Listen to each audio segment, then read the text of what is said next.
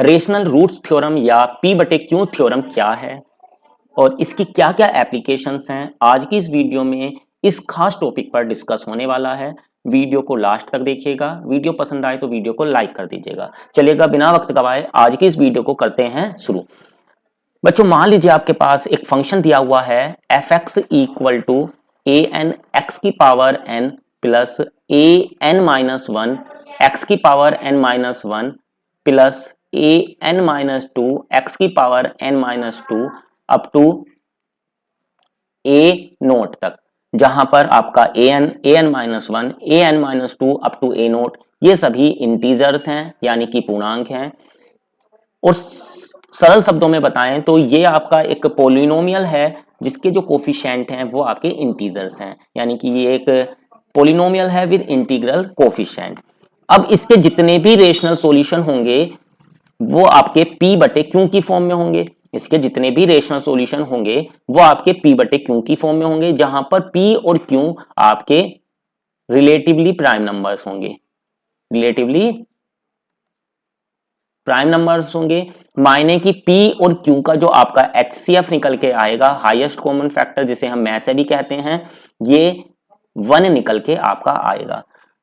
अब p बटी q की फॉर्म में तो यहां पर होंगे, लेकिन यहां पर p और q को आप मालूम कर सकते हैं इस थ्योरम की हेल्प से। तो ये थ्योरम यही बताती है कि इसके जो रेशनल रूट्स होंगे वो आपके p बटे q की फॉर्म में होंगे, जहां पर जो p होगा ना वो आपका जो कांस्टेंट टर्म है उसका एक फैक्टर होगा, फैक्टर ऑफ कांस्टेंट टर्म, जो कि यहां पर आपकी क्या है ए नोट है, यानी कि ए नोट का एक फैक्टर होगा। और जो क्यू है वो आपका जो लीडिंग कोफिशिएंट है, लीडिंग कोफिशिएंट मायने जो एक्स की हाईएस्ट पावर है उसका कोफिशिएंट, उसका फैक्टर होगा, फैक्टर ऑफ लीडिंग कोफिशिएंट। आइएगा एक उदाहरण ले लेते हैं और एक उदाहरण के माध्यम से इस थ्योरम को समझने का प्रयास करते हैं।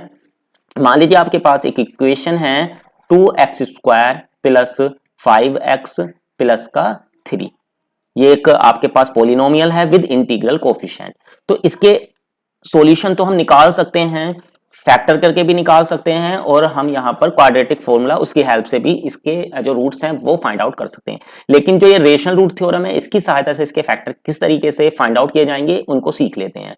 मान लीजिए आपका फंक्शन है एफ एक्स, अभी यहाँ पर जो इसके रेशनल रूट्स होंगे वो किस फॉर्म में होंगे, p बटे क्यू की फॉर्म में होंगे, जहां पर p अभी आपको बताया गया है जो कांस्टेंट टर्म है उसका फैक्टर होता है। तो यहाँ पर जो कांस्टेंट टर्म है आपकी 3 है, और 3 के जो फैक्टर होंगे वो हमारे होंगे प्लस माइनस 1 प्लस माइनस 3, ठीक है, ये इसके फैक्टर होंगे। और जो q है आपका वो जो लीडिंग कोफिशिएंट है जो कि यहाँ पर 2 है, ठीक है, जो लीडिंग कोफिशिएंट है वो 2 है, तो 2 के जो फैक्टर होंगे वो यहाँ पर आपका q हो जाएगा। तो q की जो पॉसिबल वैल्यू होंगी वो क्या होंगी आपकी प्लस माइनस 1 या फिर प्लस माइनस 2 हो गई। अभी अगर हम इस फंक्शन एफ एक्स के रेशनल रूट्स के मतलब कि जो आपके पॉसिबल रेशनल रूट्स होंगे उनकी बात करें तो वो क्या क्या हो सकते हैं, plus minus 1 upon plus minus 1, plus minus 1 upon plus minus 2, plus minus 3 upon plus minus 1, plus minus 3 upon plus minus 2। तो ये इस फंक्शन एफ एक्स के पॉसिबल रेशनल रूट्स होने वाले हैं। आइए इसको थोड़ा हम सिंप्लीफाई कर लेते हैं। तो plus minus 1 upon plus minus 1 से हमें मिलेगा प्लस माइनस 1, आगे हमें मिलेगा प्लस माइनस 1 अपॉन 2, आगे हमें मिलेगा प्लस माइनस 3, और आगे हमें मिल जाएगा प्लस माइनस 3 अपॉन 2। तो जो ये फंक्शन है इसके इन्हीं में से ही कोई एक या फिर दोनों आपके रेशनल रूट होने वाले होंगे। अब उनको कैसे चेक करें, उनको चेक करने के हमारे पास अलग अलग मेथड हैं। चाहे तो आप यहाँ पर सीधे इन वैल्यूज को इस फंक्शन में रख के देख सकते हैं, जिसके लिए भी आपका फंक्शन जो है वो 0 हो जाएगा, वो इसका एक रूट हो जाएगा। या फिर हमारे पास एक सिंथेटिक डिवीजन मेथड है, उस मेथड की सहायता से भी हम यहाँ पर ये चेक कर सकते हैं कि इनमें से कौन सा इसका एक रूट होने वाला है। आइए अब हम एक और एप्लीकेशन समझते हैं कि इस जो ये आपका रेशनल रूट थ्योरम है इसकी सहायता से हम किसी दी हुई इक्वेशन के रूट्स किस तरीके से फाइंड आउट कर सकते हैं। उसके लिए चलिएगा बच्चों एक एग्जांपल ले लेते हैं। तो एक आपके पास मान लीजिए एक फंक्शन है जो कि आपका है 2x की पावर 3 प्लस का x स्क्वायर माइनस का 5x प्लस का 2। ठीक है, ये आपके पास क्या है, एक फंक्शन है। अब हमें क्या करने हैं, इसके जितने भी रेशनल रूट्स हैं वो हमें फाइंड आउट करने हैं। तो यहां पर अगर हम देखें जो कांस्टेंट टर्म है वो आपकी 2 है, तो कांस्टेंट टर्म जो है वो आपकी है यहां पर 2। अब जो इस 2 के फैक्टर होंगे वो क्या क्या हो सकते हैं, +-1 +-2, और जो आपका लीडिंग कोफिशिएंट है यहां पर वो भी 2 है, लीडिंग कोफिशिएंट। तो लीडिंग कोफिशिएंट भी आपका 2 है, तो इसके भी फैक्टर जो है वो आपके कितने हो जाएंगे, +-1 +-2। अभी जो इसके पॉसिबल रेशनल रूट्स होंगे वो क्या क्या हो जाएंगे, p/q, यानी कि +-1 अपॉन +-1, +-2 अपॉन +-1, +-2 अपॉन, यहां पर ये हो गया, फिर आएगा आपका +-1 अपॉन +-1, +-2 अपॉन +-1, +-1 अपॉन +-2 और +-2 अपॉन +-2। तो ये इसके क्या हो जाएंगे, पॉसिबल रेशनल रूट्स हो जाएंगे। थोड़ा सा इसको सिंप्लीफाई करें तो हमें मिलेगा +-1 +-2 +-1 अपॉन 2 और +-1, 2 1 2 हो जाएगा। ठीक है, अब एक +-1 दो जगह आ रहा तो एक को तो हम छोड़ सकते हैं। ठीक है, तो ये यहाँ पर टोटल 6 रूट्स हमें मिल गए हैं। तो इन 6 में से कोई 3 जो हैं इसके क्या हो सकते हैं, रेशनल रूट्स हो सकते हैं, क्योंकि यहाँ पर ये फंक्शन दिया हुआ है, इसकी जो घात है, इसकी जो डिग्री है वो कितनी है आपकी 3, और कोई इक्वेशन जितनी डिग्री की होती है उसके उतने ही आपके रूट्स, मैक्सिमम रूट्स हो सकते हैं। अब इनमें से कौन सा रूट होगा इसको चेक करने के लिए क्या करते हैं, इसमें हम 1 रख के देखते हैं एक बार। तो अगर मैं यहाँ पर x की जगह पर 1 रख दूं तो कितना मिलेगा मुझे, 2 + 1 - 5 + 2, जो कि आपका कितना हो जाएगा, 0 के बराबर हो जाएगा। तो जो आपका x = 1 है ना, वो इसका क्या हो गया, यहाँ पर एक रूट हो गया है। अब अगर x = 1 इसका एक रूट है तो जो x - 1 होगा वो क्या होगा, फैक्टर होगा, फैक्टर ऑफ fx।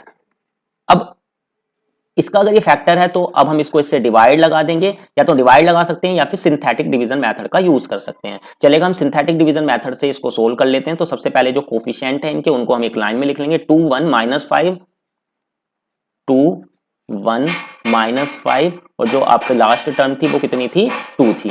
ठीक है, और जो आपका यहाँ से एक रूट आया है वो कितना आया है, यहाँ पर आपका 1 आया है। तो सबसे पहले वाली जो टर्म है 2, इसके नीचे तो 0 लिखना है, 2 + 0 2 हो जाएगा, 1 2 = 2, और यहाँ पर फिर ऐड करेंगे तो 3, फिर गुणा करते हैं 1 की 3 से तो 3 आएगा, फिर जोड़ेंगे -2 और यहाँ पर फिर गुणा करेंगे तो -2, और ये ऐड करने पर 0 जो कि आपका रिमाइंडर हो जाएगा।